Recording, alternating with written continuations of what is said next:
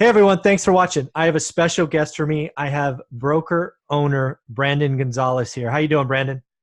Good, Michael. Thanks for having me on. Excellent. Appreciate So I've been wanting to talk to somebody that's kind of in the know, in the details about the Fresno market. It's been there, their entire life or most of it. And you're the name that jumped to top of mind. I'm like, let's talk to him. I have my opinions about the market. So it. I thought I'd just pepper you with questions and we'll see what's Yeah, going on. no, it's great. And I tell agents all the time, you've got to entrench yourself in the information and in the community so that you can be able to respond to questions on the fly. So I love this. Very So cool. Well, let's let's do play. a little bit of marketing. Why don't you first off, introduce yourself, who you are, what you do, where your office is, because I know you just moved to some brand new shiny digs. Congratulations. Let's Thank you. let's let's get the marketing out of the way first. Okay. Brandon Gonzalez, as you mentioned, broker owner with Iron Key Real Estate. We are a independent brokerage here in Fresno County, and we just opened a new office at 675 West Nees, Fresno, California, 93711. And we serve the greater Fresno area, and I'm a member in 6 different MLSs because, we do have plans to grow. Well, do me a favor, at least give the office number because I have a lot of people watching this that are interested in Fresno, Sure. and you're my guys, Iron Key Real Estate. So please give the number or whatever number you'd like. Yeah, 559-296-8044. That's 559-296-8044. Feel free to call in at any time. We have an operator that actually will plug you in even after hours. Very, very cool, So, Brandon. All right, so let's set this up. So sure. how do I want to do this? Let's start here. So we're getting ready to turn the calendar year, right, from Right. 2019 to 2020. Why don't we kind of talk about how we ended 2018, so entering 19, so this time last year versus today. And my gut tells me, I think activity is probably up, but inventory is down. But again, maybe I'm too focused on, just a part of the market. So I wanted to hear what you had to say. No, that's actually a really good assumption, a Oh, very fair assumption. And last year, if you can recall, going into November, interest rates were really getting up there. oh, that's And right.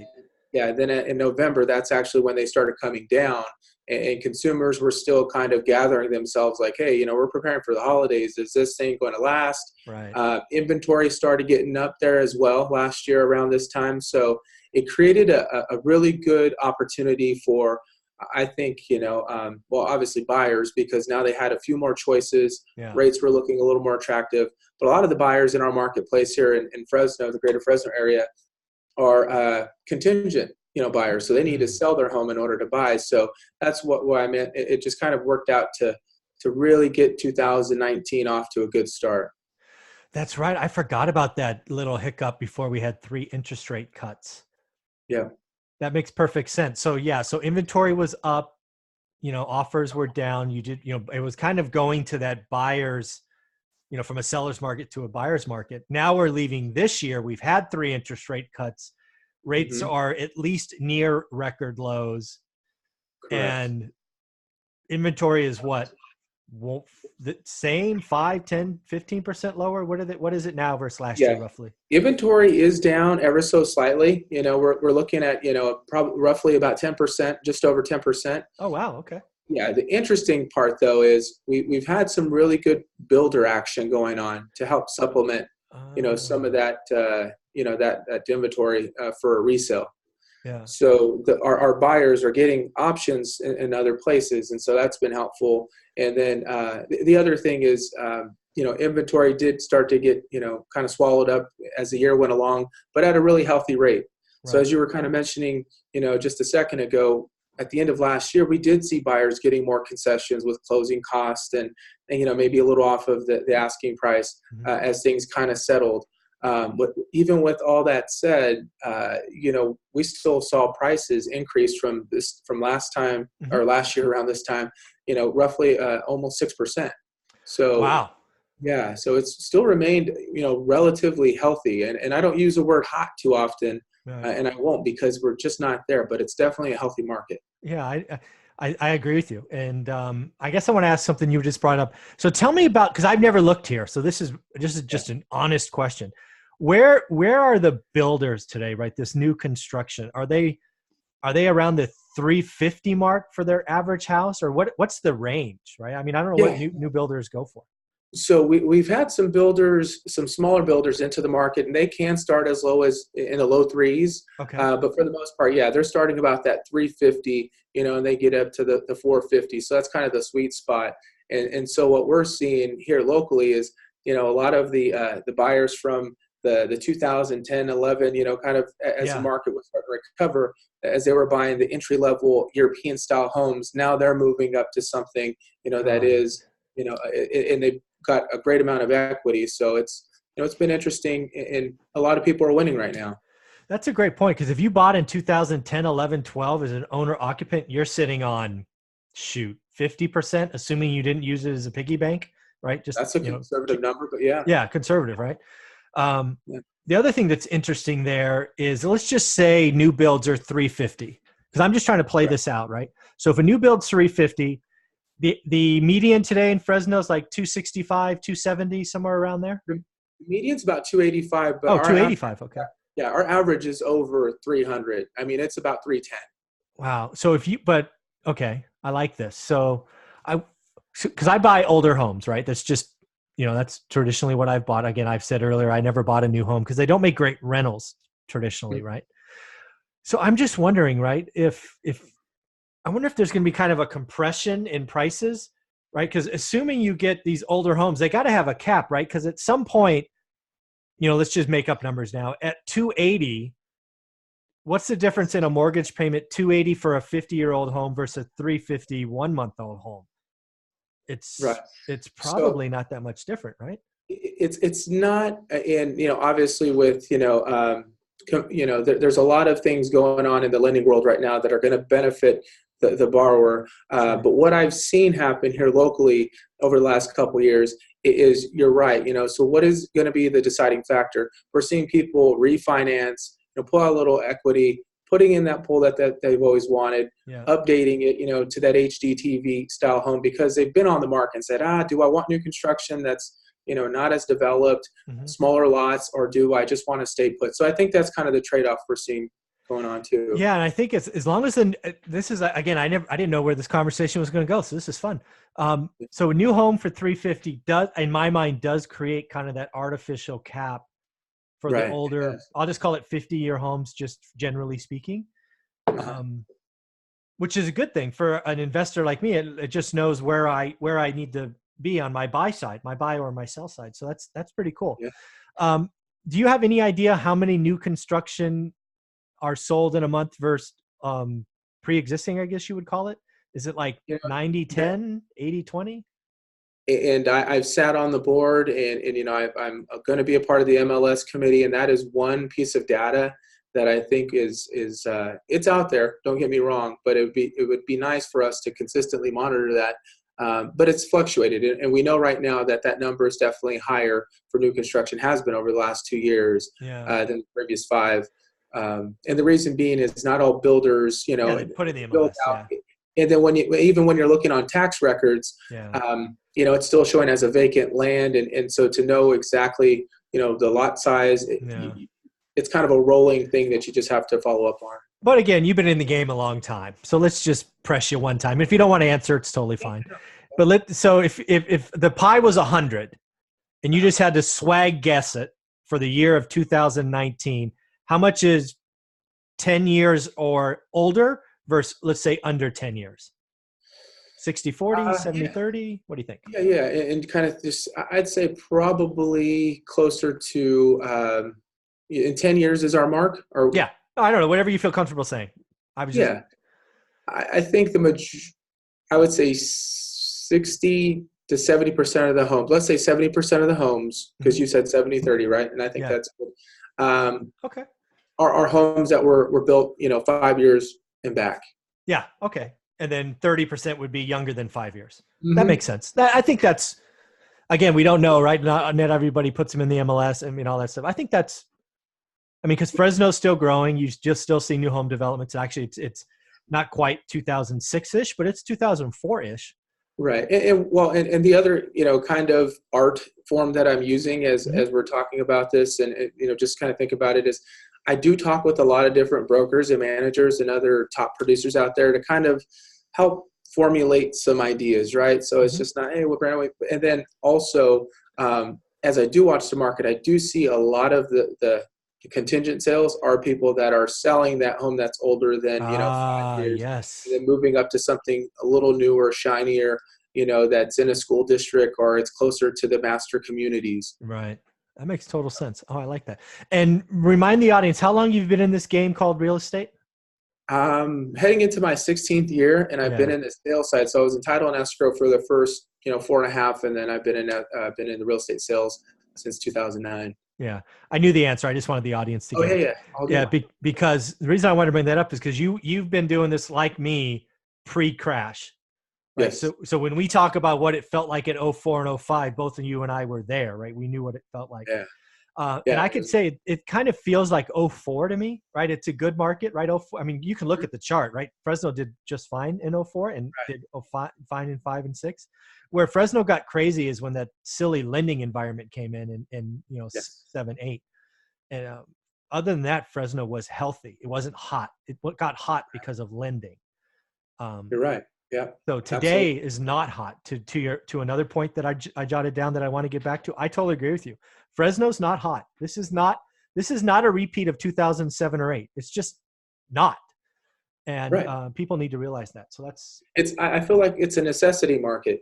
Mhm. It's necessary to find affordable housing with good employment and good opportunities, and Fresno and Clovis provide that. Mhm. It's not, hey, let's move there because it's going to appreciate, about 130,000 by next year. We'll kind of Right. cash in, cash out, buy some boats, like Yeah. 2005. I feel that there's definitely a better strategy being played by buyers, borrowers, and I say borrowers because sometimes it's just a refinance Yeah. and seeing them like just in talking to a lot of agents and past clients and just it's pretty cool to see like, hey, we just refinanced. They're excited. They're saving $200 more on their Yeah. mortgage. They didn't go and pull more money out. You know, Exactly. they just said, hey, I want to save more, and now there's more disposable income. Now they're buying a security system. They're doing this. They're doing that, and it's helping churn the economy. So I see it Yeah. as a good. You're so right. The people today that are refinancing, the majority of the people, and I'm talking like 90% of the people I talk to are doing rate and term refinancing. So Right. they're lowering their payments. They're Exactly. not treating it like an ATM machine, which is what happened in '07. I can't tell you how many new BMWs I saw in freaking '07 because somebody took a 30K equity line out on their home. It was silly. Yeah. Oh, Yeah. crazy. Okay, good. Another question I have for you, because you've been doing this a long time, is let's talk about out of area investors, right? Okay. So the people that call your office, they say, hey, I'm in SoCal, I'm in the Silicon Valley. I Yeah. can't invest here, right? The numbers don't make sense. Right. Where is that volume today? And again, just based on your office, which is a huge office with great people, but is it Right. is it is the interest up, stable, down? I mean, where is it? Do you have any Yeah. idea? This is a really good question. I'm going to answer a little differently than I think most would. Okay. The interest, I feel, is very high. However, those that actually take action on it is still about the same Hmm. because there's a lot of new players that are starting to touch, kind of put their toes into the Fresno market. Yeah. And then they start to kind of process things. Well, who's going to manage it? I've been hands-on. I don't know that market. And then they get a little skeptical. Yeah.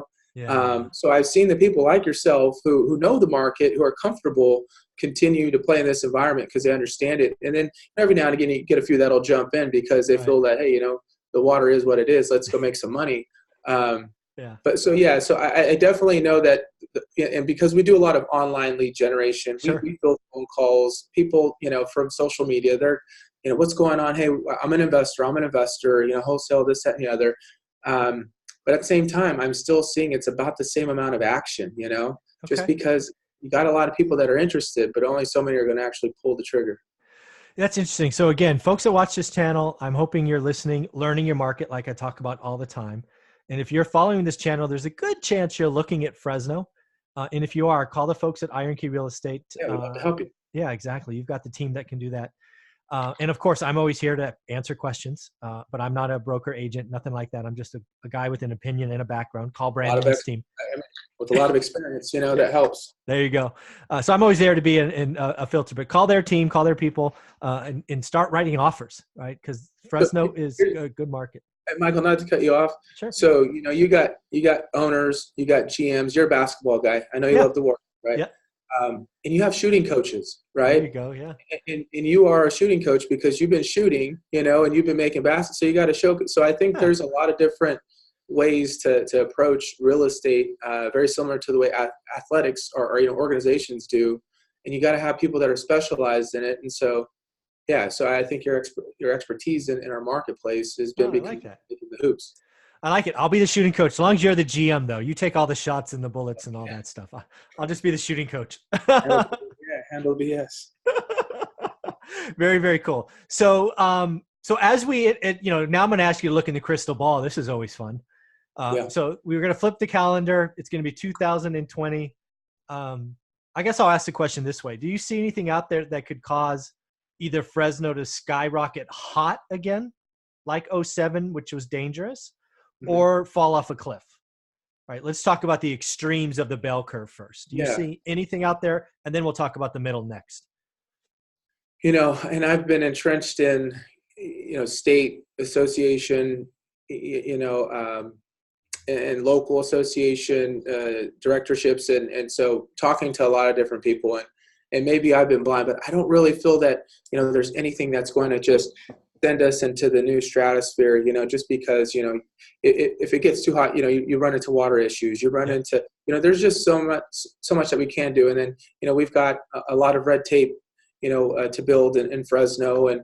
And so I think it's going to remain steady and healthy. Now, to your other side of that, right, the other end of the spectrum, could something come and destroy it? I think, if they're really gridlocked, building, and if they're really gridlocked, which I don't think they are doing, but, lending opportunities and figuring out, I actually think they're expanding on it in a really smart, strategic way, and how they're raising things, but there's still a lot of accountability there. So I don't see the extremes happening. I do see that there's always going to be constantly like this shaking up of like, the Etch-a-Sketch board to just make sure that things are staying, within the scope of it. I'm not saying we've got the smartest politicians in this state. Right. I'm just saying that overall, the machine is big enough to where we've learned from our biggest mistakes. Yeah.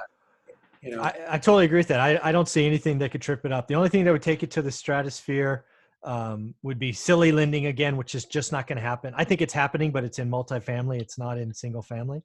So I think we're safe there.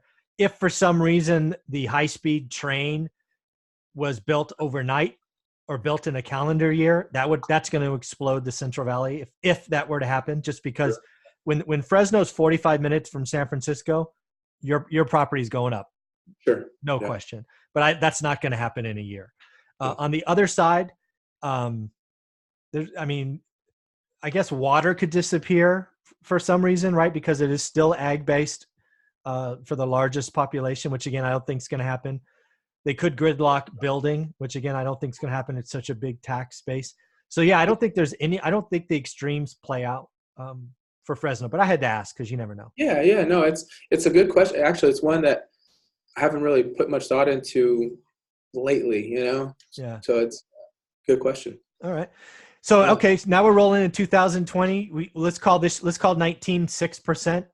You kind of feel like if the over under next year is 6% for 2020, where does Brandon put his money? You want the over or the under?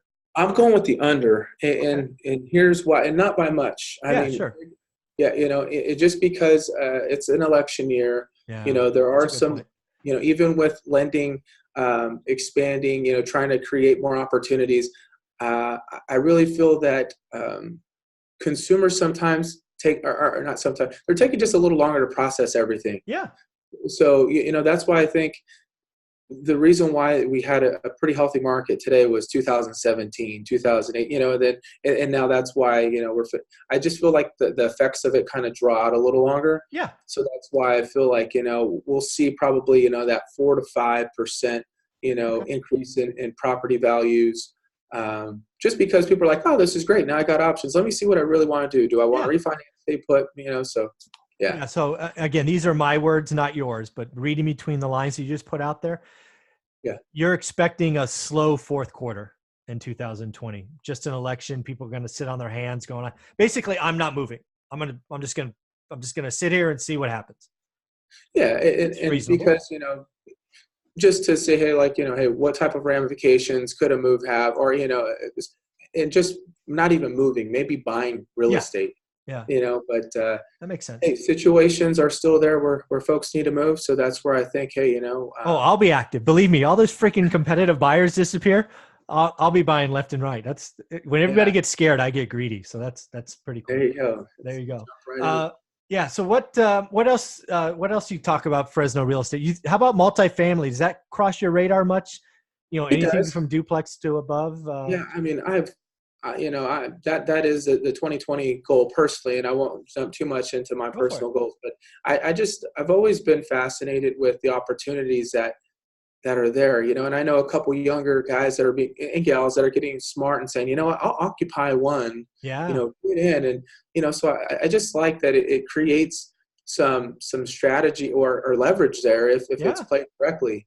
It would be nice to see some multifamily built. And when I say multifamily, like less than five. Yeah. You You know, want the four residential. You want the house yeah, hack, yeah, right? exactly. Yeah. So in some other areas, they're not doing too much of that. It's more of just big apartments. Right.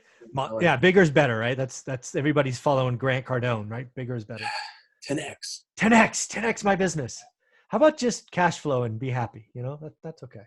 No doubt. Um, so what's going on with Iron Key next year? You've always got some really impressive goals. So you've talked about your personal goals, which you could free to share if you so desire, or Iron Key goals for next year. Where are you taking this business, big guy?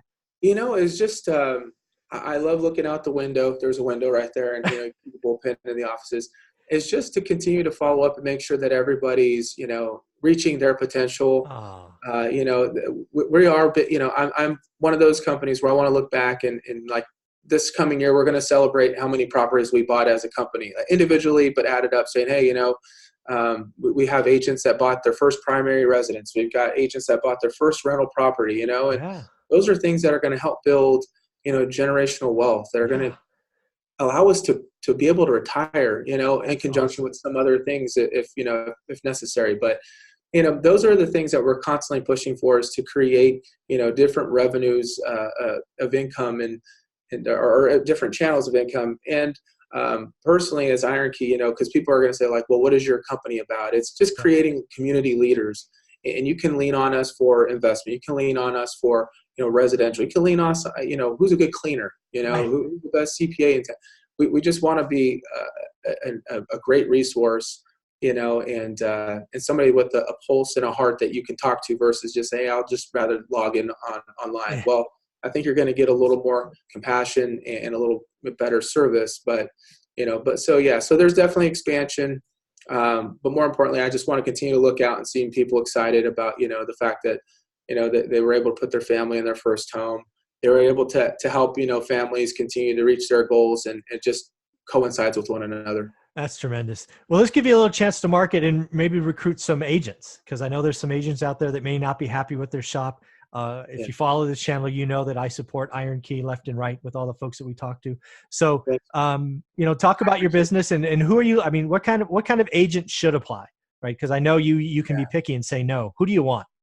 I really, I'm attracted to people that want to skill up, want to level up, and are constantly wanting to learn the business of, service, of, learning real estate. And like you said, entrench in the market numbers, and just kind of geeking out in that Yeah, aspect of it. But I'm really all about people, got to be driven. yeah, You got to be willing to come in, got to have an open mind, and got to want to be a leader. There's people that like to be below the radar, and I'm, believe it or not, I'm one of them. But I still find that there's a way to lead, and it's by action, yeah. and that's what we're looking for. Very, very cool. Well, Brandon, this has been so much fun. I appreciate you taking time out of your crazy busy schedule to have a quick Thank you, conversation. Michael. I know you've got a crazy busy schedule too. Oh, the Warriors are on. I'm going to go watch the game right now. All All right, Brandon. Thank you very much, buddy. Thank you. Take All right, care. take care.